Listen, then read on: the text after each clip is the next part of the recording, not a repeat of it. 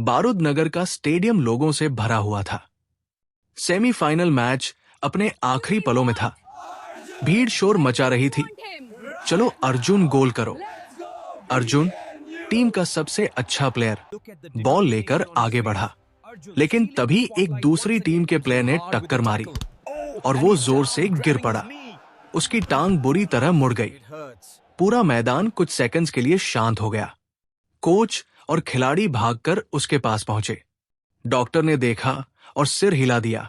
हड्डी टूट गई है, अब ये फाइनल नहीं खेल पाएगा। टीम के चेहरे उतर गए। बिना अर्जुन के जीतना मुश्किल था। अगले दिन फाइनल मैच था। लोग उम्मीद छोड़ चुके थे, लेकिन जैसे ही मैदान में खिलाड़ी उतरे, सबकी आंखें खुली की खुली रह गई। अर्जुन मैदान में था, बिल्कुल ठीक। वो पहले से भी तेज दौड़ रहा था और उसने वही गोल किया जिससे टीम ने ट्रॉफी जीत ली। पूरा स्टेडियम अर्जुन अर्जुन के नाम से गूंज उठा। राजन उस मैच में मुख्य अतिथि था।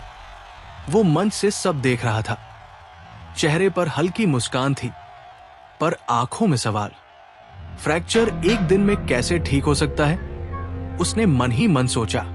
अगले कुछ दिनों में शहर में और भी चमत्कार होने लगे। एक बूढ़ा जो सालों से चल नहीं सकता था, अचानक ठीक हो गया। एक औरत जो महीनों से बिस्तर पर थी, अब अपने घर के बाहर बैठी थी, मुस्कुराते हुए। लोग कहते थे, एक साधु आया है जो हर दर्द मिटा देता है। राजन को यह सब अजीब लगा। वो लोगों से पूछने लगा, पर किसी ने उस साधु को ठीक से नहीं देखा था।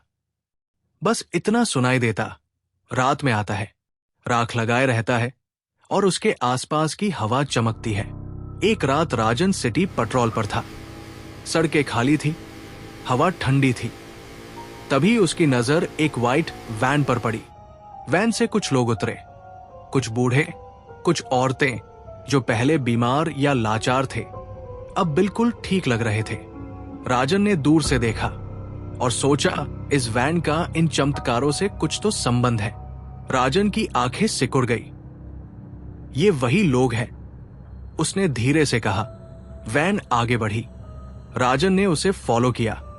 कुछ देर बाद वैन एक सुनसान जगह पर रुक गई, जंगल के किनारे। राजन ने आगे बढ़कर वैन को रोका। अंदर दो आदमी बैठे थे, डरे हुए, थके हुए। कौन हो तुम? राजन ने सख्त आवाज में पूछा। किसके लिए काम करते हो? उनमें से एक कांपती आवाज में बोला, हम नहीं जानते साहब, बस लोगों को लाते हैं और छोड़ देते हैं। हर चक्कर का एक सोने का सिक्का मिलता है। कहाँ छोड़ते हो?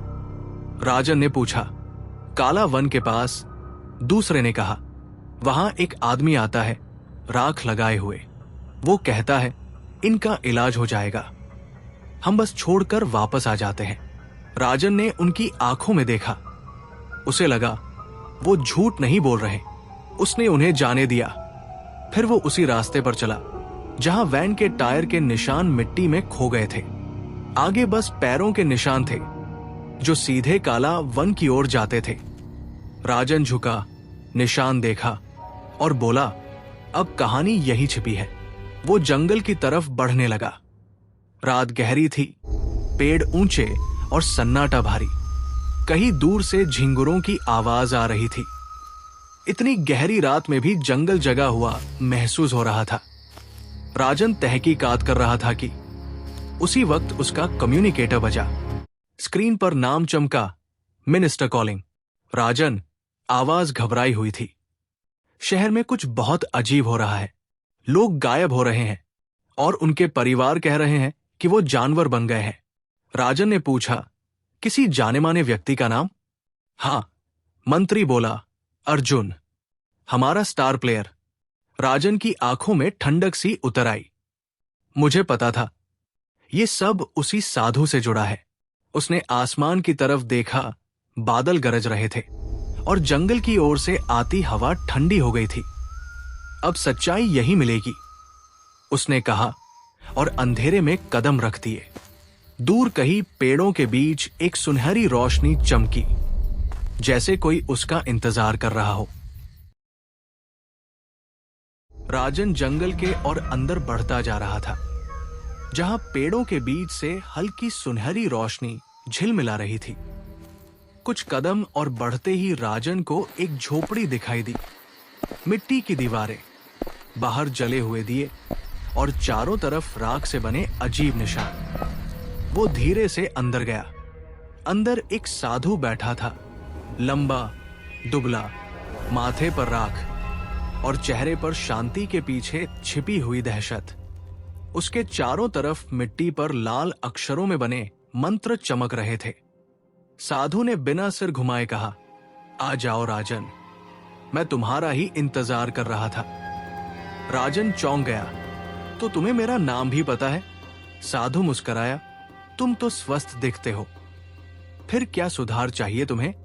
राजन बोला, तुम्हारा काम लोगों को ठीक करना नहीं, उन्हें शाप देना है। तुमने उन्हें जानवर बना दिया। साधु हंस पड़ा, मैंने कुछ गलत नहीं किया राजन। मैंने हर एक से पहले पूछा था, क्या वो अपने दर्द से मुक्त होना चाहता है? सब ने हाँ कहा, तो ठीक होकर तुम्हें मेरा एक काम करना होगा। सबने सहमति दिखाई। मैंने बस सौदा पूरा किया। राजन ने गंभीर होकर कहा, तो ये सौदा नहीं, लालच था, और तुमने उस लालच का इस्तेमाल किया। साधु की आंखें लाल हो गई। मैंने उनका इस्तेमाल नहीं किया राजन, मैंने उन्हें नई शक्ति दी है। देखो, आज के दिन जब तारे एक सीध में हैं, मैं अपार बल का स्वामी बनने वाला हूं। और ये लोग, वो बाहर की ओर इशारा करता है, ये मेरी सेना है। झोपड़ी के बाहर से भयानक गर्जना सुनाई दी। सैकड़ों इंसान जैसे प्राणी, आधे जानवर, आधे मनुष्य, लाल आंखों से चमकते हुए खड़े दिख रहे थे। राजन ने एक गहरी सांस ली। तो आज की रात तू ही फैसला करेगा, उसने कहा। साधु हंसा, तू मुझसे लड़ नहीं सकता, तेरे अपने ही लोग तुझ पर टूट पड़ेंगे। राजन ने शांत होकर कहा, शायद, लेकिन पहले मेरी एक आखिरी इच्छा सुन लो।